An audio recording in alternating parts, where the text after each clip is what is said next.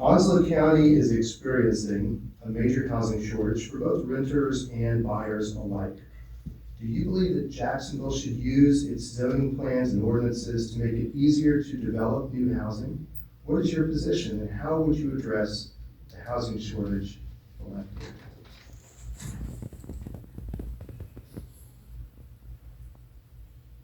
Answer to the first question would be yes. I believe that whatever measures that the city can use to address the housing issue should be used. Of course, that will factor into other things that are already in place, but we want to make sure that whatever is hindering our opportunity to provide housing is definitely done away with. I also believe that one way we can curb that is to find ourselves collaborate a little bit more with other cities and finding out what they're doing with their homeless population and housing issues.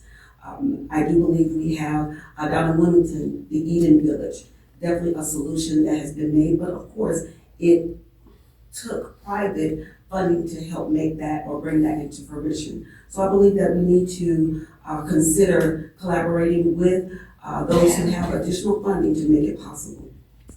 Thank you. Jerome Logan. Thank you. I think the answer is infill development. Infill development is less expensive.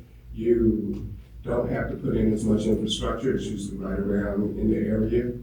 Infill development resulted, I think, in Riverwalk Landing, Laguna Bay on the waterfront, as well as the waterfront development in Collins Estates. So we have wonderful opportunities to do infill development.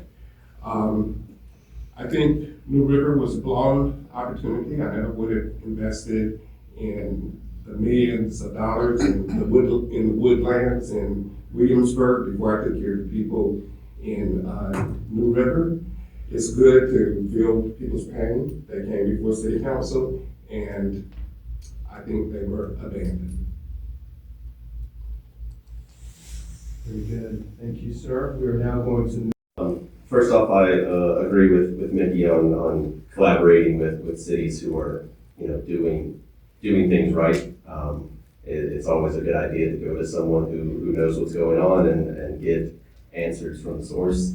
Past that, I know there are houses being built in Jacksonville. We are adding to the number of houses there, though I think the bigger topic with that would be affordable housing, making sure that it's available to anyone who is in need, or anyone who wants to move here and settle down in Jacksonville like a lot of us did. So yes, using the city's zoning authority to be able to make that easier. How it's just figuring out what works and moving forward with it. repeat the question. Yeah. Do you believe that Jacksonville should use its zoning plans and ordinances to make it easier to develop new housing? What's your position? How would you address the housing shortage if elected? From everybody that already says.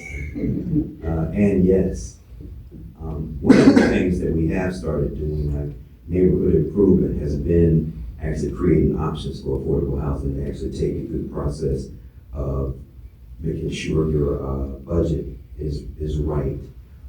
One thing that's been happening also is persons that had been using vouchers to be in sectionary apartments, they can now use these vouchers to actually for home buying. Another thing that we need to do is actually look at cottage communities. Some call them tiny houses, but it's cottage communities, like it was mentioned before, it went down to Eden Village, and it showed a great concept, and it was actually privately done. Another thing we could look at is container houses. That's one thing that we can do. Like I said, again, we have to adjust the code, and we've been talking about it. Lastly, since I have no time, we're going to look at mixed-use housing and actually using 30% of that housing for low income. Sure. I'm also in concurrence. The city definitely needs to bring more apartments, more housing. And I think this is a growing city. It's grown tremendously since I got here in 1984. Unlike a lot, like in yesteryear, what used to happen is Marines would retire, because we got the whole Camp Lejeune down here, they would retire and then they would go home. But Jacksonville's become such a great city that they're staying. Well, they're staying, that means the population is growing.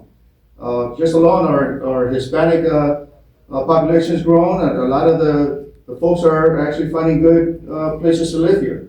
So we do need to build any more. I know we have to worry about encroachment, because obviously city limits are city limits, but we can do better. We can get more affordable housing, as Brad was talking about, and we can work those things out, because again, we've got some good people working on these issues, and true professionals that have been to a lot of education to make the city grow and account for everyone and house everyone that stays. Thank you. Very good, thank you. You know, affordable housing has declined roughly 40% over the past decade in the city of Jacksonville. 43% of our households are low to moderate income, and many are being priced out with rents and property value. And a lot of that population growth has been tied to Camp Lejeune, and the support industries have outpaced the housing supply. So I think we need to expand affordable and workforce housing and also respect our current communities. And there's a lot of ways we can do that. One of the things that we can do is start to use adaptive reuse and mixed use conversions, just like we're talking about in the 400 acres. The other thing is partner with developers and realtors and nonprofits to access tax credits so that we can focus on looking at the housing industry and encouraging people to provide quality housing. Very good, thank you. I agree with what Michael just said. Public-private partnerships are key to this. We're not going to solve housing instability issues alone. The government doesn't want to be a landlord for everyone. It's not possible, it's not practical, it's not the right role for government. But we can be a partner in finding solutions. We can help with some land acquisitions, which we've done recently. We can help with structuring grants and supporting applications for grants. There are tax credits and things available, but it takes builders who are willing to step away from their maximum profit and do something for people profit. And we're finding those partners, but we need more of them because affordable housing and low-income housing is sorely lacking in this area, in the city and out of it. And we just need more than is there. So it's going to take public-private partnerships. It's going to take consistent effort, keeping it in the top of mind. It's been a priority for council, and we're keeping it as one simply because people matter, and this is a big issue. But, you know, I recently attended a conference in Quantico related to our military communities as a host city, and the theme was national security starts at home. It really does. Very good. So for the beginning of that question, yes, I think that approving things to help with the building is crucial, but I think that one of the things that would need to be looked at is that it's the right kind of housing. Approving things for blanket housing that is priced outside of what the community who is desperate for housing needs is not going to help the problem, and we're going to end up with overpriced homes that are sitting empty.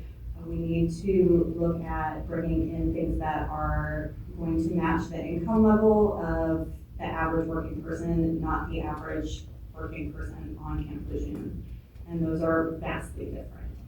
It is important that everyone is supported in this and that they have those options. We are also getting a huge influx in homelessness, and there needs to be some sort of transitioning with that housing as well. It is difficult to work when you don't have a home, and they need that landing place as well. And it is going to be all very dependent on income and finding people to work with. Very good, thank you.